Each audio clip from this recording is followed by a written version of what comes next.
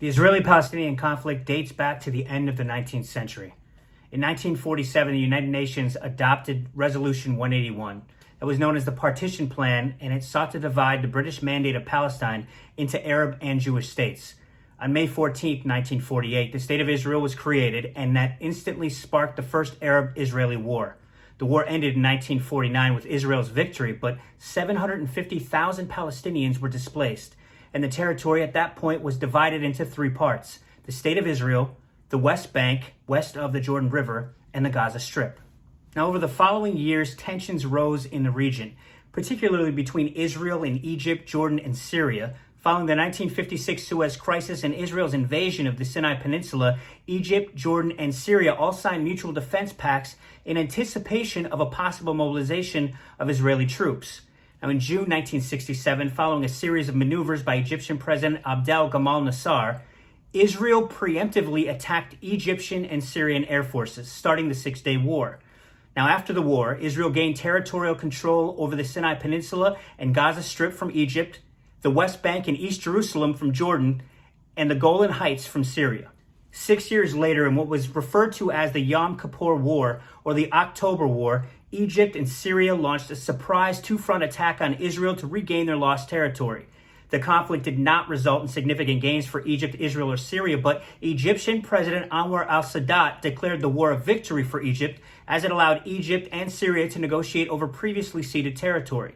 Finally, in 1979, following a series of ceasefires and peace negotiations, representatives from Egypt and Israel signed the Camp David Accords, a peace treaty that ended the 30-year conflict between Egypt and Israel. Even though the Camp David Accords improved relations between Israel and its neighbors, the question of Palestinian self-determination and self-governance remained unresolved. In 1987, hundreds of thousands of Palestinians living in the West Bank and the Gaza Strip rose up against the Israeli government in what was known as the First Intifada. The 1993 Oslo I Accords mediated the conflict, setting up a framework for Palestinians to govern themselves in the West Bank and in Gaza. And it enabled mutual recognition between the newly established Palestinian Authority and Israel's government. In 1995, the Oslo II Accords expanded on the first agreement, adding provisions that mandated the complete withdrawal of Israel from 6 cities and 450 towns in the West Bank. In 2000, sparked in part by Palestinian grievances over Israel's control over the West Bank, a stagnating peace process, and former Israel Prime Minister Ariel Sharon's visit to the Al-Aqsa Mosque, the third holiest site in Islam. In September 2000, Palestinians launched the Second Intifada, which would last until 2005. In response, the Israel government approved the construction of a barrier wall around the West Bank in 2002. Factionalism among the Palestinians flared up when Hamas won the Palestinian Authority's parliamentary elections in 2006. Deposing longtime majority party Fatah, this gave Hamas a political and militant movement inspired by the Palestinian Muslim Brotherhood. Control of the Gaza Strip.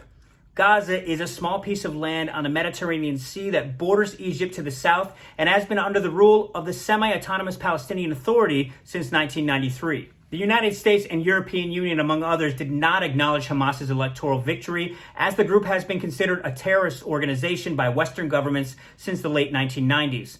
Following Hamas's seizure of control, violence initially broke out between Hamas and Fatah. Between 2006 and 2011, a series of failed peace talks and deadly confrontations culminated in an agreement to reconcile. Fatah entered into a unity government with Hamas, but it took until 2014. In the summer of 2014, clashes in the Palestinian territories precipitated a military confrontation between the Israel military and Hamas, in which Hamas fired nearly 3,000 rockets at Israel. And Israel retaliated with a major offensive in Gaza. The skirmish ended in late August 2014 with a ceasefire deal brokered by Egypt, but only after 73 Israelis and 2,251 Palestinians were killed.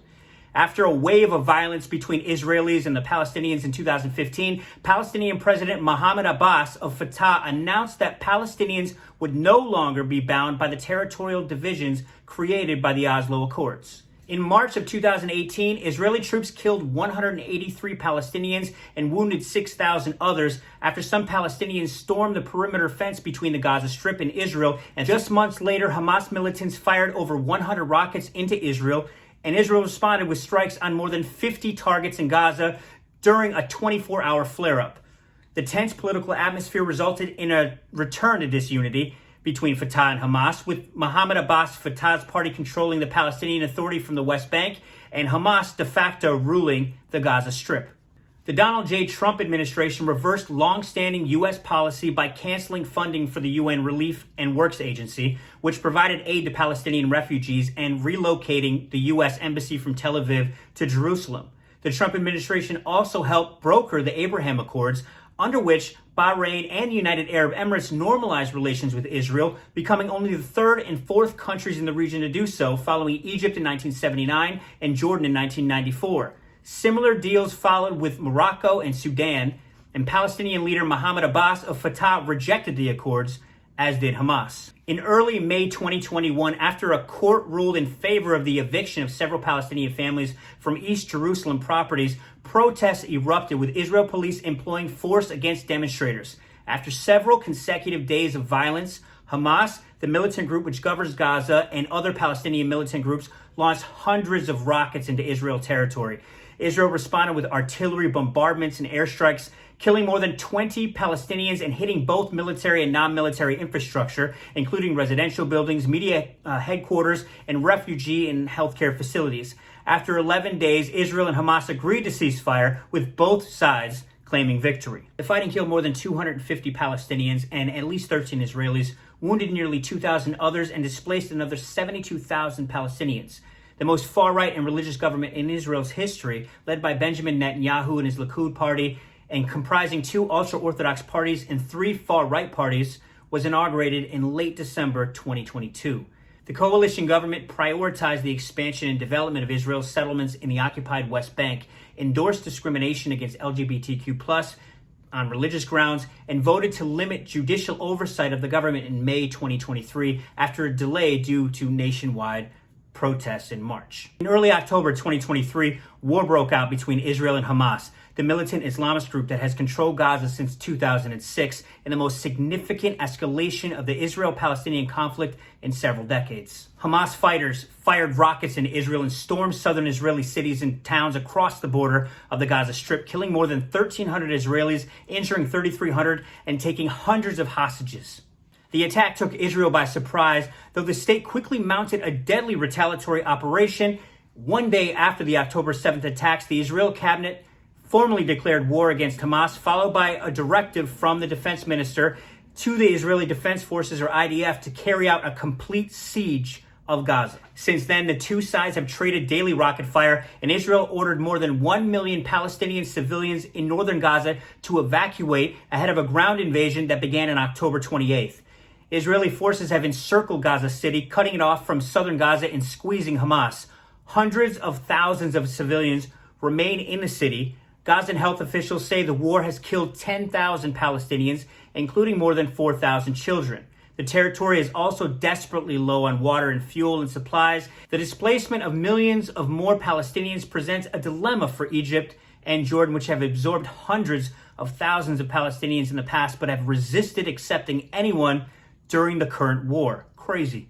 They fear that Gazans, many of whom were already displaced from elsewhere in Israel, will not be allowed to return once they leave. Egypt also fears that Hamas fighters could enter Egypt and trigger a new war in the Sinai by launching attacks on Israel or destabilizing the authoritarian regime by supporting the Muslim Brotherhood. So far, negotiations have resulted in only 1,100 people exiting Gaza through the Rafah border, crossing to Egypt. The other 1.5 million displaced Gazans, 70% of the territory's entire population, have nowhere to go and face increasingly dire living conditions and security risks. On January 19th, 2024, Netanyahu pushes back against U.S. Arab calls for a Palestinian state. 5 Arab countries proposed a U.S.-backed plan to donate reconstruction of the Gaza Strip if Israel works towards a Palestinian statehood. Israeli Prime Minister Benjamin Netanyahu said at a news conference on January 18th that his vision for control clashes with the idea of a Palestinian sovereignty. A U.S. State Department spokesperson reiterated Washington's position on January 18th, saying that there was no way to rebuild or provide lasting security in Gaza without establishing a Palestinian state.